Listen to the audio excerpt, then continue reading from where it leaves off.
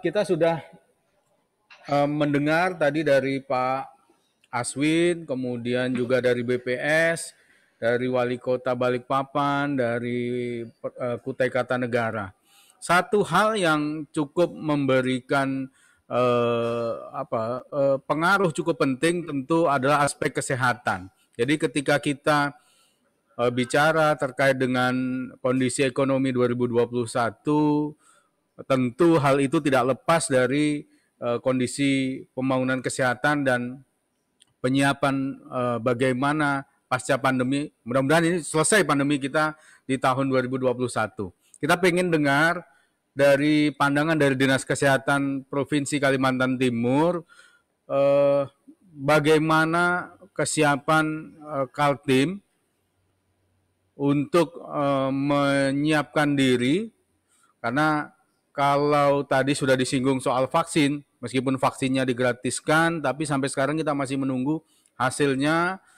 Uji klinis tahap ketiga sudah selesai atau belum, seperti apa nanti distribusinya. Kemudian aktivitas ekonomi yang kita dorong, di satu sisi mulai akhir Desember ini justru tren kenaikan angka penderita COVID semakin meningkat. Ini juga menimbulkan satu kekhawatiran. Anak-anak didik kita sudah mulai persiapan pembelajaran tatap muka, tapi juga dihadapkan pada angka positif pada tenaga pendidik dan sebagainya. Ini juga memunculkan kekhawatiran. Artinya bagaimana kondisi ekonomi ke depan itu juga sangat dipengaruhi oleh kesiapan infrastruktur kesehatan kita, tenaga kesehatan kita. Kita ingin mendengar paparan dari Dinas Kesehatan Provinsi Kalimantan Timur yang di kesempatan pagi hari ini diwakili oleh mohon maaf untuk perwakilan dari Dinas Kesehatan Provinsi Kalimantan Timur. Apakah sudah hadir?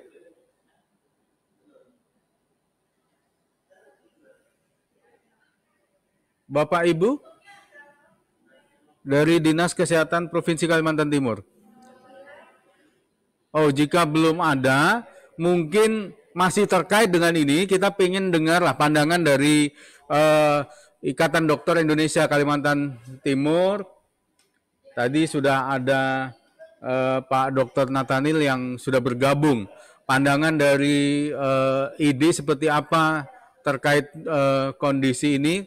Kalau tadi mungkin lebih ke kebijakan Dinas Kesehatan, saya pengen dengar, mungkin kita semua juga pengen dapat gambaran seperti apa sih pandangan dari ID Kaltim terkait kondisi pandemi dan tahun 2021 mendatang. Kami persilahkan kepada Dr. Nathaniel, Ketua ID Kalimantan Timur, untuk bisa memberikan paparannya. Baik, silakan. Mas Wiji. Baik, terima kasih banyak. Wassalamualaikum warahmatullahi wabarakatuh. Waalaikumsalam. Sampaikan terima kasih dan penghargaan yang setinggi-tingginya bahwa di wilayah Kaltim selalu diundang setiap ada acara-acara yang diselenggarakan oleh Kaltim Pos. Artinya bahwa Kaltim Pos juga selalu meminta pendapat dari sisi pandangan organisasi profesi di Kalimantan Timur. Izin saya men-share satu slide saja. Silakan, Dok.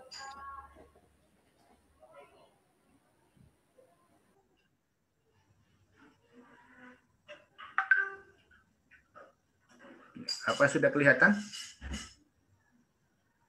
Ya, sudah, Dok. Baik, baik Mas Wiji.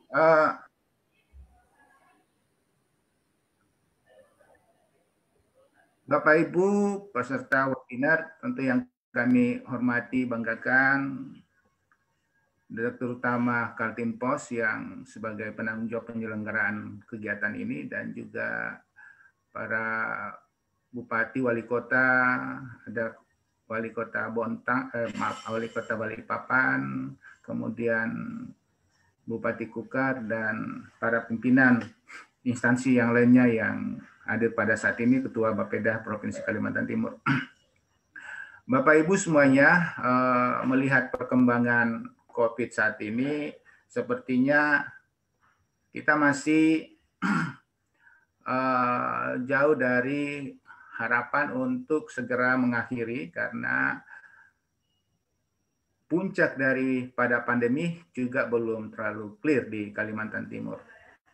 Kalau kita melihat data yang ada ini, memang puncak dari grafik ini kelihatan bahwa pada bulan November pertambahan 2 kali lipat dibanding dengan Oktober. Sehingga pada waktu itu kita mulai merasakan suatu kelebakan yang sangat, board rumah sakit sudah mendekati 80% pada saat bulan November.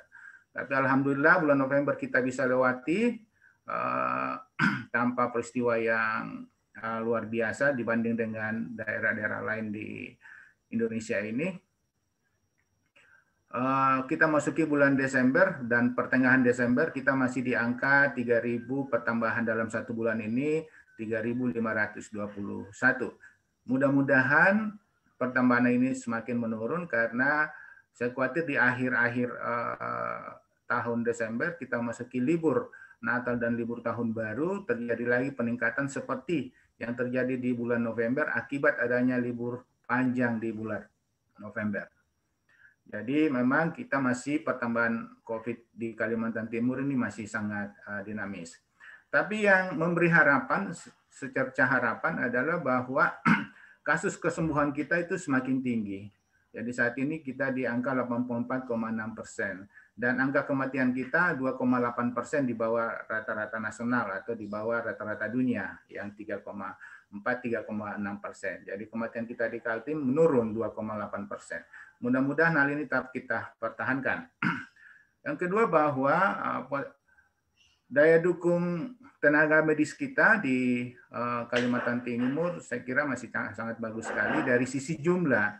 Yang jadi persoalan adalah dari sisi distribusi, bahwa distribusi dokter kita di Kalimantan Timur ini masih jadi persoalan besar, karena di 60% sampai bahkan 70% dokter-dokter kita itu berada di dua kota besar, Balikpapan dan Samarinda.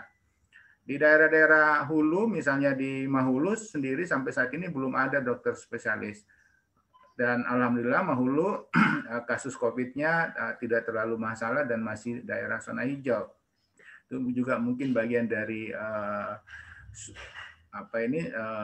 hal yang patut kita syukuri, bahwa Mahulu memperketat masuknya orang-orang yang dari luar ketika masuk Mahulu. Mahulu sampai saat ini masih memberi persyaratan untuk masuk Mahulu dengan swab PCR. Jadi mudah-mudahan tetap dipertahankan sehingga kasus di Mahulu bisa tetap nihil atau tetap dalam zona hijau. Tambahan yang ingin kami sampaikan adalah bahwa untuk kematian dokter Indonesia saat ini sudah di angka 202 total kematian dokter kita se-Indonesia, dan untuk Kaltim sendiri per hari ini ada 6 orang dokter yang meninggal. Ada 3 di Balikpapan dan 3 di Samarinda. Yang perlu kami sampaikan bahwa dokter-dokter yang terpapar saat ini sudah lebih daripada 100 dan alhamdulillah semuanya dalam keadaan gejala klinis yang ringan sedang. Ya, mudah-mudahan para tenaga medis kita ini tetap bisa bertahan sampai pandemi ini bisa berlalu. Yang perlu kami sampaikan pada kesempatan yang baik ini, karena pimpinan daerah hadir pada saat ini, bahwa tingkat kesadaran masyarakat kita di dalam protokol kesehatan ini yang betul-betul perlu ditingkatkan. Survei nasional kita menunjukkan bahwa masih ada 37% masyarakat kita masih abai dengan protokol kesehatan. Nah, ini pendekatan-pendekatan yang perlu kita kerjakan bersama, bagaimana meningkatkan kesadaran yang 37% ini yang akan tetap menjadi sumber permasalahan, menjadi sumber penularan di kemudian hari. Walaupun memang pemerintah saat ini merencanakan, bahkan sudah merilis bahwa vaksin kita akan didistribusikan setidaknya per Januari atau per Februari, ya, sampai selesainya uji klinis tahap 3, sampai adanya izin dari Balai POM, ya. Tapi itu bukan menyelesaikan persoalan, karena sebenarnya itu hanya bagian daripada langkah-langkah preventif untuk mencapai herd immunity masyarakat.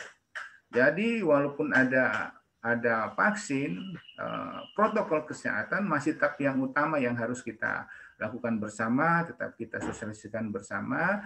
Bahkan kalau perlu dilakukan penindakan-penindakan yang tegas terhadap lalai atau terhadap indisipliner daripada masyarakat-masyarakat kita yang sampai saat ini masih kita jumpai begitu banyak kerumunan-kerumunan, begitu banyak ketidaktaatan terhadap protokol kesehatan, khususnya dalam hal ini adalah penggunaan masker maupun juga dalam hal jaga jarak. Perlu kami sampaikan bahwa ketiga kasus di bulan November, ya, teman sejawat sedikit kelabakan, ya, mudah-mudahan ke depan tidak ada lagi kasus seperti yang terjadi di bulan November. Kita khawatir ketika ada kasus yang melebihi yang seperti yang terjadi di bulan November, kita akan mengalami masalah yang sangat luar biasa, karena pada saat itu tenaga-tenaga kesehatan kita pasti akan kewalahan dan akan mengalami kelelahan, bahkan bisa menimbulkan chaos di bidang kesehatan.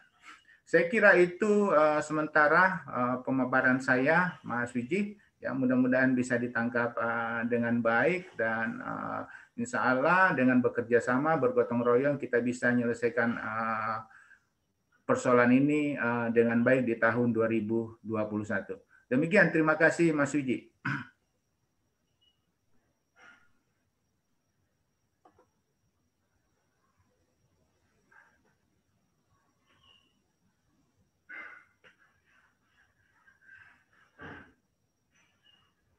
Masih di-unmute? Vaksin ini sudah ada, tapi juga proses tahapannya masih kita tunggu. Tetapi jangan sampai ini kemudian memunculkan misleading bahwa kalau sudah ada vaksin, masyarakat bisa jauh lebih bebas, lebih santai, mengabaikan protokol kesehatan. Padahal vaksin ini adalah upaya preventif gitu ya.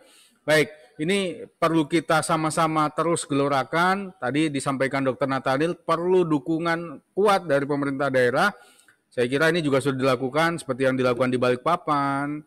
Bahkan Presiden, Gubernur juga sudah mengeluarkan surat edaran mencegah kerumunan, aktivitas perayaan Tahun Baru juga ditiadakan. Mudah-mudahan ini juga didukung dengan kesadaran. Ya, baik, terima kasih Dr. Nathaniel.